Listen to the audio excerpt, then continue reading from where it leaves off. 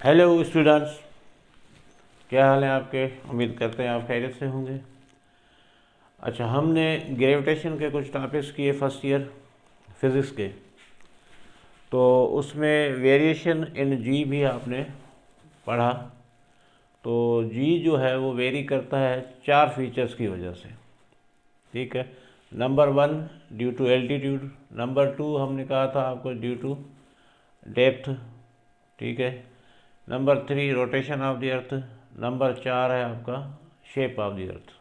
ठीक है। तो ये चार आपके जो थे फीचर्स हैं जिनकी वजह से जी की वैल्यू जो है वो वेरी करती है या चेंज होती है। सही है। और जी आपका कांस्टेंट, आप कहते तो हैं कांस्टेंट है, मगर ये आपका हर जगह पे अलग हो जाता है, डिफरेंट हो जाता है। ये भी हमने पढ़ा है, क्योंकि ये चार फीचर्स पे डिपेंड करता है। इस वजह से हमेशा सिर्फ सरफेस ऑफ द अर्थ पे जो है वो आपका रहता है, कांस्टेंट रहता है। यानी आप कहेंगे एक ही जगह पर। अब वहाँ से अगर आप आगे पीछे हो रहे हो तो आपका जैसे हाइट भी चले गए तो भी वेरी करता है, नीचे गहराई में चले गए आप तब भी आप जी की वैल्यू वेरी करता है। इसी तरह रोटेशन ऑफ अर्थ भी होता है। हमने कहा कि अर्थ दो किस्म की मोशन में है या हरकत में है। एक आपका ऑर्बिटल मोशन है अराउंड दिस सन, दूसरा है वो खुद जो है वो क्या होती रहती है, अपने ही एक्सेस पे रोटेट करती है। तो उस रोटेशन की वजह से भी आपका जी की वैल्यू पे इफ़ेक्ट पड़ता है। तो हम कह सकते हैं कि दो हमने तो कर लिए थे, डेप्थ का किया, एल्टीट्यूड का किया आपके सामने। अभी हम जो करने जा रहे हैं वो है variation in G due to आपका रोटेशन ऑफ द अर्थ, और उसके बाद हम करने वाले हैं शेप ऑफ द अर्थ। तो दोनों टॉपिक आज कोशिश करते हैं दोनों ख़त्म कर दें, और इससे आपको इन्फॉर्मेशन मिलेगी कि कुछ कंसेप्ट होंगे आपके जो क्लियर हो जाएंगे इंशाल्लाह। जी के बारे में, यानी एक्सेलरेशन ड्यू टू ग्रेविटी जिसको कहा जाता है, उसके बारे में कि जी की वैल्यू किस तरह इफेक्ट होती है ड्यू टू रोटेशन। ठीक है। तो उसके लिए देखें, यहाँ पर हमने एक डायग्राम बना रखा है। इतनी अच्छी ड्राइंग तो नहीं है हमारी, फिर भी कोशिश किया है कि अर्थ भी कोई इतना परफेक्ट आपका नहीं है, तो यहाँ पर परफेक्ट स्क्वायर बनाने की कोशिश की गई है। तो यहाँ पर देखें एक ऑब्जेक्ट है, यहाँ पर एक पॉइंट पे एक ऑब्जेक्ट है जो आपका सरफेस ऑफ द अर्थ पे है। तो इस पॉइंट पे जो है जो हमें पता है कि भाई यहाँ पर क्या होता होगा कि आपका फोर्स जो है वो आपका लग रहा है कौन सा, centrifugal force M R omega square यहाँ पर लगेगा। और ये आपका जो है वो आर है, रेडियस ऑफ द अर्थ है, distance from the centre to the surface है, जिसको हम कहते हैं रेडियस ऑफ द अर्थ है। ठीक है। ठीक है जी। और यहाँ पर जो एंगल बना रहा है ये कितना है आपका, थीटा है। अच्छा, अब यहाँ पर हमने इस एक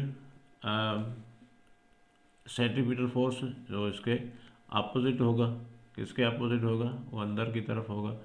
अब देखिए दो फोर्सेस होते हैं बॉडी सर्कुलर मोशन में, तो एक सेंट्रीफ्यूगल जो बाहर की तरफ। अब ये हमेशा जो है वो बॉडी को बाहर की तरफ जो धकेलता रहता है, यानी away from the centre of the circle.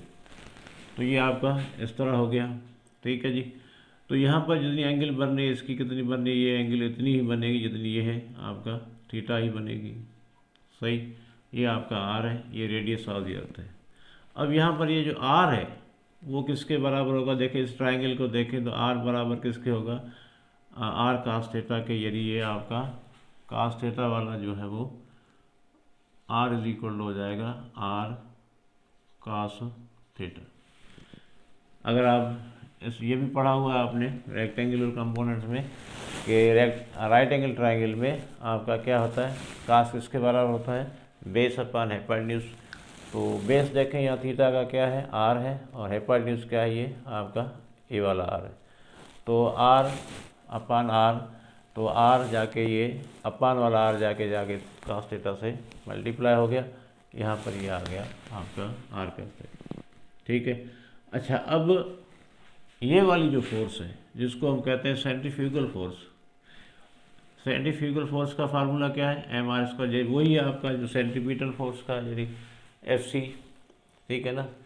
तो वही फार्मूला दोनों फोर्सेस बराबर होती हैं, जो सेंट्रीपिटल का फार्मूला है वही आपका सेंट्रीफ्यूगल का भी होगा, mr², क्योंकि यहाँ ओमेगा इसलिए लिया गया है कि भाई यहाँ पर रोटेशन हो रही है, क्या हो रही है, एंगुलर वेलोसिटी। ठीक है, तो ये हमने थोड़ा आपको दिखाया। ये आपका देखें मास किस तरह मूव होगा, यहाँ पर एक लेटीट्यूड बनाएगा, क्या बनाएगा, लेटीट्यूड। अब देखें मुख्तलिफ लेटीट्यूड बनेंगे। देखें अगर कोई बॉडी यहाँ पर है तो ये यहाँ पर, देखें यहाँ पर मैं आपको बना के बताता हूँ लेटीट्यूड किस तरह बनते हैं।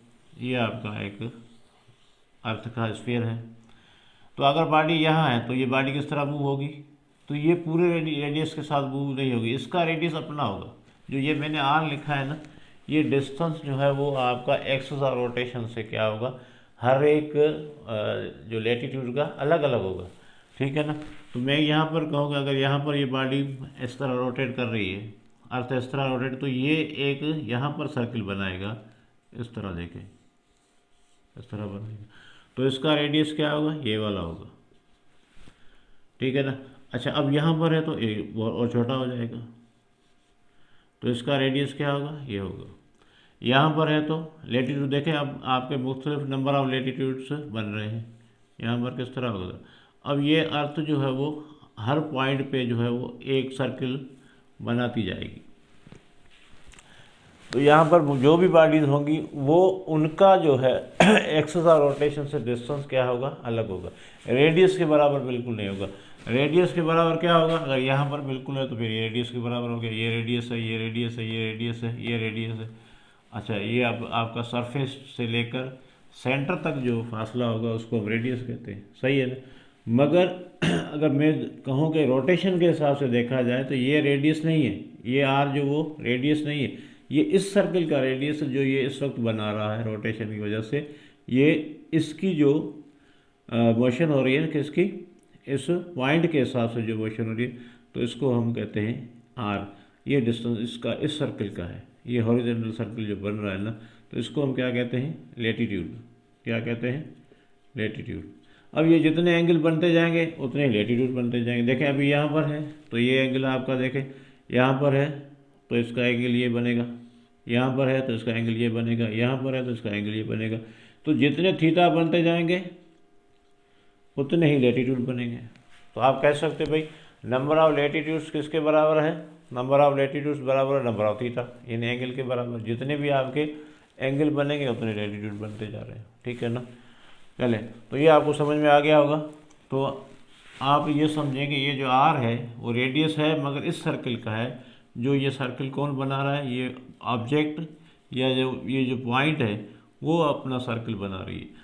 अर्थ जो है वो घूमती है अपने ही एक्सिस पे, जो एक्सिस यहाँ पे होंगे बीच में सेंटर पे होंगे, तो इनका तो ये रेडियस हो गया। ठीक है ना। मगर किसी भी पॉइंट का है तो वो अपना अपना सर्किल, यहाँ पर है तो कोई देखें ऐसे बनेगा, अब यहाँ पर कोई ऑब्जेक्ट है तो क्या कोई इसका सर्किल बन ही नहीं रहा, तो यहाँ पर इस तरह ही रहेगा।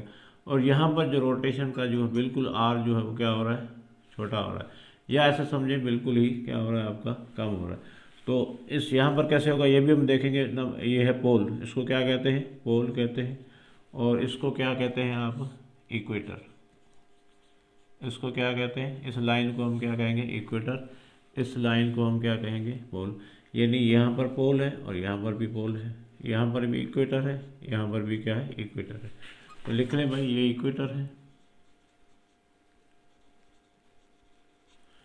और ये क्या है आपका, पोल है। ठीक है जी, क्लियर हो गया। अब ये सारा मामला जो है उम्मीद करते हैं आपको समझ में आ गया। ठीक है ना। तो लेटीट्यूड किसको कह रहे हैं भाई, जितने आपके एंगल होंगे उतने लेटीट्यूड बनेंगे। यानी जहाँ जहाँ जिस पॉइंट के थ्रू आप एंगल बना रहे हो ना, उसकी रोटेशन को देखने के लिए, तो वो आपके क्या बनते जाएंगे, लेटीट्यूड बनते। यानी नंबर ऑफ एंगल्स इक्वल होगा नंबर ऑफ लेटीट्यूड्स के। सही है। चलिए अब हम देखते हैं इस फिगर को, आपका जो ऊपर फिगर लिखा हुआ है उसको देखते हैं। तो यहाँ पर कुछ ऐसा ही है कि हमने एक पॉइंट लिया है यहाँ पर और उसका ये लेटीट्यूड बन रहा है। तो यहाँ पर इसका जो थीटा 1 है, लेटीट्यूड 1 बन रहा है। अब यहाँ पर कोई पॉइंट है तो दूसरा सर्किल बन जाएगा, इस तरह सर्किल बनते जाएंगे। ठीक है जी। तो अब ये फोर्स है आपका सेंट्रीफ्यूगल फोर्स। तो इसके भी कंपोनेंट्स बनेंगे। इसके कंपोनेंट किस तरह बनेंगे, देखें जी, ये आपका ये कंपोनेंट बन गया। ठीक है। और दूसरा आपका कंपाउंड बनेगा इस तरह 90 पे, ये वाला। तो ये आपका थीटा कितना, ये थीटा है तो ये भी बन जाएगा आपका थीटा, सेम एंगल आएगा। ठीक है, पैरेलल है, opposite angle, vertical opposite angle है। तो यहाँ पर जो है आपका ये जो बनेगा कंपोनेंट्स, ये वाला, ये कहलाएगा M R omega square cos theta, क्योंकि थीटा के साथ जो भी होता है आपका कॉस थीटा बनता है। और इसके अपोजिट कौन सा होगा, ये वाला, ये फोर्स है, क्योंकि ये फोर्स है तो फोर्स के सामने दूसरी फोर्स काउंटर करेगी। तो ये वाली फोर्स आपकी अंदर की तरफ आ रही है, ये कितनी होगी, एम जी के बराबर, यानी वेट ऑफ दी ऑब्जेक्ट जो यहाँ पर है, ये एम जी के बराबर होगा। तो ये कंपोनेंट किसके बराबर हो गया, M R omega square cos theta के बराबर हो गया। और ये आपका किसके बराबर हो गया, एम जी के बराबर, जो इसके अपोजिट है, काउंटर कर रहा है, ये जिसको वेट ऑफ दी बॉडी भी कह सकते हैं। ठीक है, तो ये एक्चुअल वेट बताएगा इसका। और हमें पता है कि वेट हमेशा किस तरफ डायरेक्शन होती है, सेंटर की तरफ होती है। तो ये कहाँ जा रहा है आपका, सेंटर की तरफ जा रहा है। सही है, क्योंकि हमने ये पढ़ा है कि हमेशा आपका वेट जो होता है बॉडी का, वो हमेशा डायरेक्टेड होता है toward the centre of the अर्थ। तो ये आपका एक्चुअल वेट वाला हो गया, और ये हो गया आपका। अब नेट फोर्स बनेगी, भाई दोनों फोर्सेस एक दूसरे के आमने सामने आ गए ना, तो हमने यहाँ पर जो है हमारा मामला शुरू हो जाता है कि यहाँ पर दो फोर्सेस बन रही हैं आमने सामने, अपोजिट है। एक आपका एक M R omega square cos theta है, दूसरी क्या है, एम जी, जो एक्चुअल वेट है, यानी ओरिजिनल जो वेट है इसका वो है। तो नेट फोर्स क्या कैसे निकालें हम, यहाँ पर नेट फोर्स कैसे निकालें, नेट फोर्स क्या होगी, towards the centre of the earth, towards the centre of the earth. ठीक है जी, तो कैसे निकालेंगे भाई हम, ये आपका एम जी जो है बड़ा है, ठीक है ना, एम जी माइनस कर देंगे M R omega square cos theta. ठीक है ना, दोनों फोर्सेस एक दूसरे के अपोजिट है, तो हम क्या बना देंगे इसको, जो है वो अपोजिट बना देंगे। सही है जी। अच्छा, अब ये किसके बराबर होगा भाई, यहाँ पर जाहिर है क्या होगा कि भाई नेट फोर्स भी एक वेट ही बनेगा, क्योंकि यहाँ पर जिक्र तो वेट का ही हो रहा है। तो ये फोर्स बनेगी एम जी डैश, यानी इसमें जो तब्दीली आएगी, जी ओरिजिनल तो यही है आपका है, मगर हम देख रहे हैं यहाँ पर कुछ माइनस हो रहा है, तो इसकी वैल्यू क्या आ जाएगी, तब्दीली आ जाएगी। तो अब जो यहाँ पर वेट बनेगा उसको हम क्या कहेंगे, एम जी डैश, यानी नेट फोर्स आपका क्या बनेगा, एम जी डैश। सही है जी। अब आ जाते हैं आगे, यहाँ पर देखें आर किसके बराबर है, आर देखें आर कॉस थीटा के बराबर है, तो हम ये पुट कर देंगे M G dash is equal to M G minus M, R की जगह मैं क्या रख दूंगा, R cos theta, R cos theta omega square into cos theta. ठीक है जी, तो ये वाला जो आर था छोटा, उसकी जगह मैंने क्या रख दिया, आर कॉस थीटा।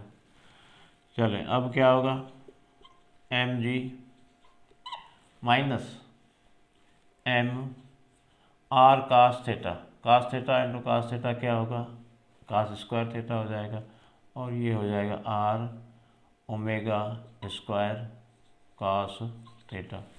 अब एम दोनों में कॉमन है, यहाँ कॉमन ले लेंगे, एम आपका कॉमन हो गया, तो जी माइनस ये एम आपका बाहर निकल गया, R omega square cos square theta, cos square, भाई कॉस इंटू कॉस क्या होगा, cos square theta. M M में कैंसिल हो गया, जी डैश, यानी जो चेंज आया वो किसके लिए, हम जी डैश लिख दिया है, R omega square cos square theta. तो ये इक्वेशन हमें बताता है कि भाई जी जो है वो आपका, ये जो है वो वेरी कर रहा है, यानी तब्दील हो रहा है। ये वो है तो तब्दीली के बाद आएगा, यानी जी की वैल्यू, ओरिजिनल वैल्यू जो है 9.8, उसमें कुछ माइनस हो रहा है, आप देख रहे हैं कुछ माइनस हो रहा है। जब माइनस कोई चीज़ होती है तो हम कह सकते हैं कि जी की वैल्यू क्या हो रही है, डिक्रीज़ हो रही है। अच्छा, अब यहाँ पर कैसे डिक्रीज़ होगी भाई, देखें ओमेगा आर है, आर तो रेडियस आवर्त है, कांस्टेंट है, इस पर कोई फ़र्क नहीं पड़ेगा। और ये ओमेगा ये भी कांस्टेंट होता है, क्योंकि अगर हम देखें अर्थ की रोटेशन तो मुसलसल एक ही आपका जो है वो ओमेगा रहेगा, यानी एंगुलर वेलोसिटी तो कांस्टेंट रहती है ना जब अर्थ रोटेट कर रही होती है। तो आप मुझे बताएं कि भाई यहाँ पर कभी 24 घंटे में ही चक्कर पूरा करती, जितने टाइम में पूरा करती वो इतने सालों से वही टाइम है। तो हम कह सकते हैं भाई ओमेगा भी आपका क्या है, कांस्टेंट है। तो एक वेरिएबल बच गया इधर, जिसको हम कहते हैं कॉस स्क्वायर थीटा। थीटा आपका चेंज होता है ना, एंगल्स इसकी चेंज होती रहती है, हो सकती है। तो ये सारा जो जी की जो वैल्यू है वो डिपेंड किस पे कर रही है, कॉस स्क्वायर थीटा, एंगल पे डिपेंड कर रही है। ठीक है जी। तो हम कह सकते हैं कि भाई एंगल आपका चेंज होगा तो यहाँ आपका क्या होता जाएगा, आपका ये माइनस कुछ होगा, कुछ न कुछ माइनस होता रहेगा, एंगल चेंज होने से आपका होता रहेगा। तो अगर हम कहेंगे भाई यहाँ पर आपका जी एंगल्स को, मुख्तलिफ एंगल्स को देखें तो एक्सट्रीम वैल्यू में हम देख सकते हैं कि भाई यहाँ पर दो वैल्यूज हो सकते हैं। थीटा आपका या तो 0 है और या आपका पोल के दरमियान 90 है, तो एंगल बीच में होगी कहीं पर। ठीक है ना, यहाँ पर 10 भी हो सकती है, 20, 30, 40, 50 इस तरह होगी, फिर जाके 90 हो जाएगी। तो यहाँ से आपका 0 से ये रोटेशन शुरू हुई और फिर कहाँ पे पहुँच गया, आपका 90 पे पहुँच गया।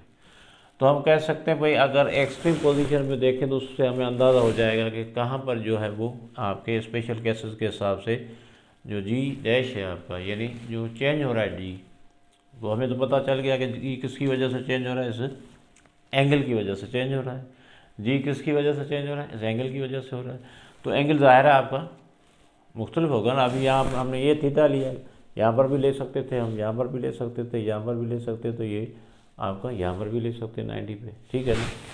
तो आप देखें किस तरह चेंज हो रहा है। अगर हम कहें कि अगर आपका ये कहाँ पे है, पोल पे है, यानी अब आपका ये वाला मास कहाँ पहुँचा दिया हमने, यहाँ चल के यहाँ आ गया पोल पे, एट पोल्स। ठीक है ना, इफेक्ट एट पोल्स। तो रोटेशन, इफेक्ट ऑफ रोटेशन लिख लें भाई, effect of rotation at poles. ठीक है ना। तो पोल पे क्या होता है, देखो एंगल कितनी है, थीटा कितनी हो जाती है आपकी, 90 डिग्री हो जाती है। तो हम रख सकते हैं भाई जी माइनस आर ओमेगा स्क्वायर कास क्या हो जाएगा, थीटा 90 का। तो 90 का कास थीटा किसके बराबर होता है, cos theta cos 90 is equal to हो जाता है 0 के। तो ये पूरा हो गया जी डैश, तो ये पूरा 0 हो जाएगा, तो जी बराबर होगा इस पे। तो पोल पे आपने देखा नो इफेक्ट एट पोल्स। पोल पे जी की वैल्यू पे कोई फ़र्क नहीं पड़ता। जो देखें सरफेस ऑफ द अर्थ पे, जैसे मैंने कहा था कोई आपका, अब देखें सरफेस ऑफ द अर्थ यहाँ एग्जैक्ट आप यहाँ पर हैं तो 9.8 होगा। अब सरफेस ऑफ अर्थ आपका थोड़ा बहुत अगर ऊपर भी चले जाए तो कोई इतना ज़्यादा फ़र्क तो नहीं पड़ता, मगर ये साबित हो गया कि पोल्स पे जी की वैल्यू पे कोई फ़र्क रोटेशन का नहीं पड़ता, भले घूमता रहे अर्थ, भले घूमती रहे मगर रोटेशन की वजह से पोल पे कोई जी पे इफेक्ट नहीं पड़ेगा। चलें अब आ जाते हैं नीचे यहाँ पर। ठीक है ना, यहाँ पर देखें इफेक्ट ऑफ रोटेशन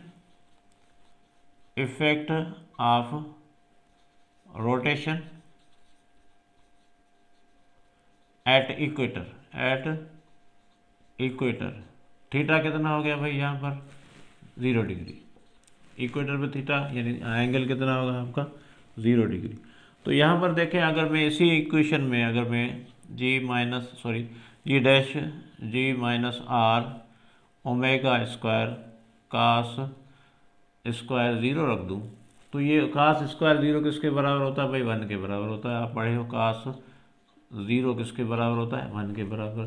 तो ये क्या हो जाएगा G dash G minus R omega square. तो हम कहेंगे भाई यहाँ पर माइनस हो रहा है, देखो आर ओमेगा स्क्वायर माइनस हो रहा है, तो हम कह सकते हैं यहाँ कुछ माइनस होगा तो जी की वैल्यू क्या हो जाएगी, डिक्रीज हो जाएगी।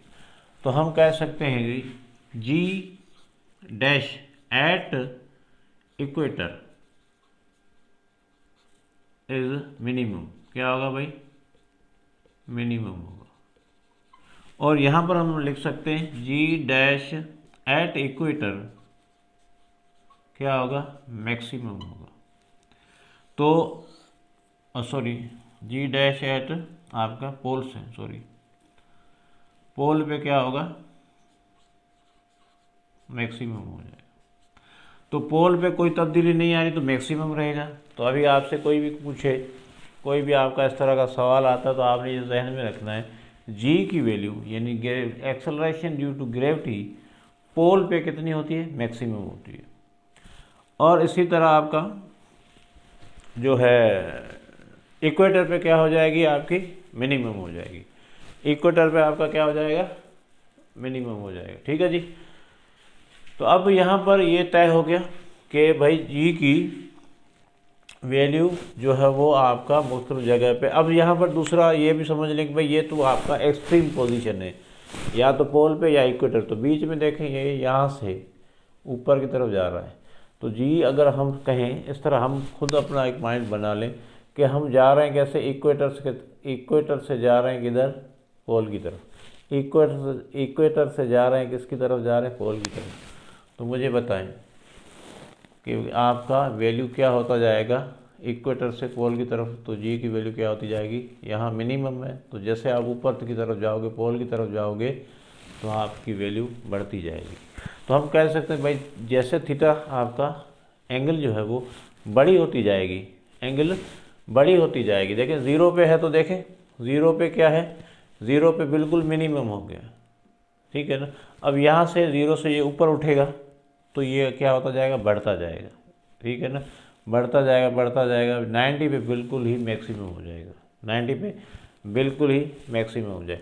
तो पोल्स पे आपकी मैक्सिमम हो गई, इक्वेटर पे क्या होगी, जी की वैल्यू क्या होगी, मिनिमम हो गई। तो ये आपने कंसेप्ट याद रखने हैं, जी की वैल्यू इक्वेटर पे मिनिमम, पोल पे क्या होती है, मैक्सिमम होती है। सही है। चलें अब अगर हम इस तरह देखें कि भाई क्या कंडीशन है, ऐसी क्या कंडीशन है कि आपका जो क्या कहते हैं कि जी की जो वैल्यू है, या हम कहें कि भाई जो आपका वेट ऑफ द बॉडी है या जो फोर्स है या जी की जो वैल्यू है वो आपका जो क्या हो जाए, बिल्कुल ही वैनिश हो जाए। यानी आपका जो है कह सकते हैं भाई जो फोर्स है, जिसको हम फोर्स ऑफ अट्रैक्शन कहते हैं ना, सेंटर की तरफ, वो आपका बिल्कुल ज़ीरो हो जाए और आपकी बॉडी जो है वो वेटलेसनेस का शिकार हो जाए। तो वो क्या कंडीशन होगी। तो वहाँ पर देखें, यहाँ पर ये जो है आपका, ये जो पढ़ा था आपने अभी क्या, जी माइनस आर, ये वाला एम आर स्क्वायर, ये वाला, ठीक है ना। तो ये वाला कंडीशन देखें कि भाई आपका क्या था, M G dash is equal to M G minus M R omega square. नज़र आ रहा है आपको, देखते हैं, चेक करते हैं, ठीक है, नज़र आ रहा है, ठीक है जी। तो ये आपका इधर देख लें साइड में, ये वाला वैल्यू मैं दोबारा यहाँ लिख रहा हूँ, यहाँ पर देखें M G dash is equal to क्या है, M G minus M R omega square. अगर ये दोनों वैल्यूज़ बराबर हो जाए, ये दोनों जो वैल्यूज़ हैं बराबर होंगी तो ये क्या हो जाएगा, ज़ीरो। यानी ये आपका जो फोर्स है एम जी डैश जिसको हम कह रहे थे, ये ज़ीरो हो जाएगा।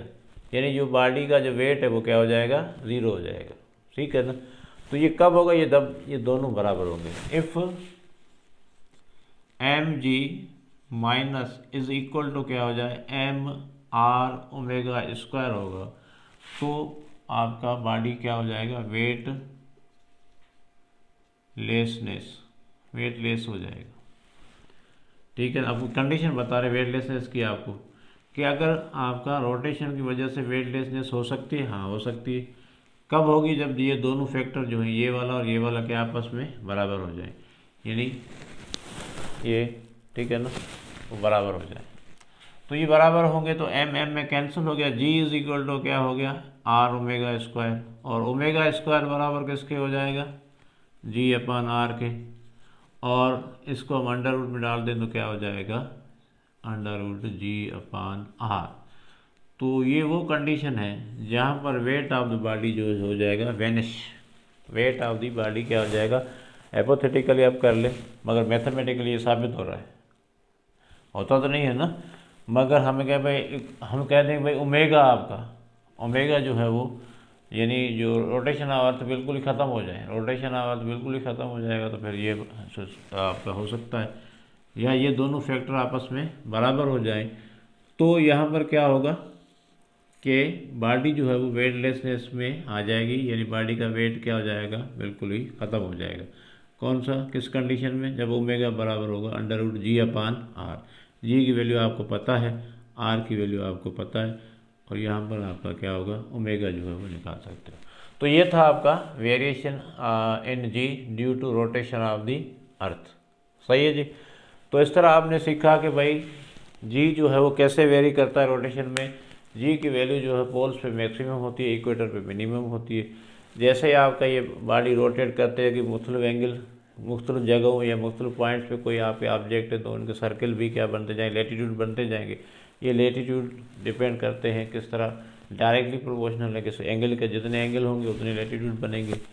ठीक है, तो इस तरह जो है आपने ये जी की जो वेरिएशन का पता चल जाएगा। एक्सट्रीम पोजीशन क्या था, इक्वेटर पे आपका बिल्कुल ही मिनिमम, और पोल पे क्या होगा, जी की वैल्यू मैक्सिमम। अब आपसे कोई कहे वेट कब मिनिमम कहाँ होगा, इक्वेटर पे होगा, और आपका मैक्सिमम कहाँ होगा, पोल पे होगा। Weight of the body maximum कहाँ होगा, पोल पे। Weight of the body minimum कहाँ होगा, इक्वेटर पे। तो इस कंसेप्ट से रिलेटेड कुछ भी अगर आपसे पूछे तो आपने इसी कंसेप्ट को इस्तेमाल करके उसका जवाब देना है। ठीक है ना, सारी सिचुएशन आपको समझा दी गई है। ओके जी, अब हम जाते हैं नेक्स्ट टॉपिक है हमारा शेप ऑफ द अर्थ। ठीक है, ये नोट कर लें। शेप ऑफ द अर्थ की वजह से भी आपकी जी की वैल्यू में आता है फ़र्क, वेरी करता है। ठीक है, तो हम पढ़ने जा रहे हैं शेप ऑफ द बॉडी। अब देखिए शेप ऑफ द बॉडी, अर्थ का जो शेप है परफेक्ट आपका नहीं है, कोई स्क्वायर नहीं है, ये थोड़ा आपका जो पोल्स पे थोड़ा आपका कंप्रेस्ड है या दबा हुआ है, फ्लैट है। हमने पढ़ा है due to shape, variation in G due to shape. चलो ये पढ़ा रहे हैं आपका, variation in G due to shape, shape of the earth. ठीक है भाई, अब अर्थ का कैसे होता है भाई, मैंने जैसे अभी कहा कि भाई आपका ये जो है वो आपका ये थोड़ा फ्लैट होता है, इधर ये पोल पे जो है क्या होता है, फ्लैट होता है। तो इसकी जो ये आपका ये और ये आपका पोल्स का, ये पोल्स है वर्टिकल, ये इक्वेटर है। तो इस तरह शेप है अर्थ की, बिल्कुल परफेक्ट आपका सर्कुलर शेप में नहीं है। तो जो पोल्स है ना, पोल्स भी थोड़ा फ्लैट है, यानी कर्व जो है थोड़ी फ्लैट हो गई है। ठीक है, तो अब यहाँ पर नज़र आ रहा है आपको भाई ये जो है रेडियस है और ये भी रेडियस है। तो यहाँ का ये जो डिस्टेंस है रेडियस का, इक्वेटर पे रेडियस आपको थोड़ा बड़ा, या ये कह लें ये डाया जो है, ये डायामीटर जो है, ये डायामीटर हो गया ना, ये डायामीटर हो गया और ये डायामीटर हो गया। तो ये जो डायामीटर है कौन सा, इक्वेटर वाला, diameter of equator is greater than diameter of the poles, है कि नहीं। बड़ा देख फिगर में आपको महसूस हो रहा होगा कि डायामीटर इक्वेटर वाला बड़ा है और पोल्स वाला छोटा है। तो हम कह सकते हैं भाई इसका डायामीटर रेडियस वाला, सॉरी रेडियस कौन सा आपका, इक्वेटर वाला, radius of equator is greater than radius of poles. ठीक है ना, तो पोल का जो रेडियस है वो छोटा, ये छोटा है और ये बड़ा है। तो जी की वैल्यू आपने क्या पढ़ी है, जी इज इक्वल टू G/M/E क्या है, आर स्क्वायर। तो आर जितना बड़ा होगा जी की वैल्यू क्या होगी, डिक्रीज होगी। तो आर बड़ा किसका है, इक्वेटर का है। तो हम कह सकते जी एट इक्वेटर, सॉरी आप लिख लें, हाँ इक्वेटर लिख लें, कोई बात नहीं। इक्वेटर क्या होगा, इज लेस देन, कम हो जाएगी ना, देखिए लेस देन पोल्स, जी एट पोल होगा। तो हमने अभी भी पढ़ा है कि पोल्स पे क्या होती है आपका ग्रेटर होती है। तो हम पोल क्यों कम है, पोल की जो जी की वैल्यू क्यों कम है, क्योंकि डिस्टेंस जो है वो आप देखें लॉ ऑफ ग्रेविटेशन हमने यही पढ़ा है कि डिस्टेंस जो है वो जितना कम होगा, जितना डिस्टेंस कम होगा तो जी की वैल्यू क्या हो जाएगी आपकी इंक्रीज़ हो जाएगी, और डिस्टेंस जितना ज़्यादा है तो जी की वैल्यू क्या हो जाएगी आपकी डिक्रीज़ हो जाएगी। तो हमने सिंपली यही पढ़ा है, ये आपके सामने मैंने लिखा हुआ है। तो यहाँ पर शेप के हिसाब से ये दो चीज़ें आपको जहन में रखनी पड़ेंगी, क्योंकि ये जो आपका डाया होगा पोल वाला वो छोटा होता है या रेडियस छोटा होता है as compare to radius of the equator. ये वाला रेडियस जो है वो बड़ा है। तो हम कह सकते हैं, ये मैंने कंडीशन लिख दी। तो शेप की वजह से भी आपका बॉडी जी की वैल्यू पे इफ़ेक्ट पड़ता है।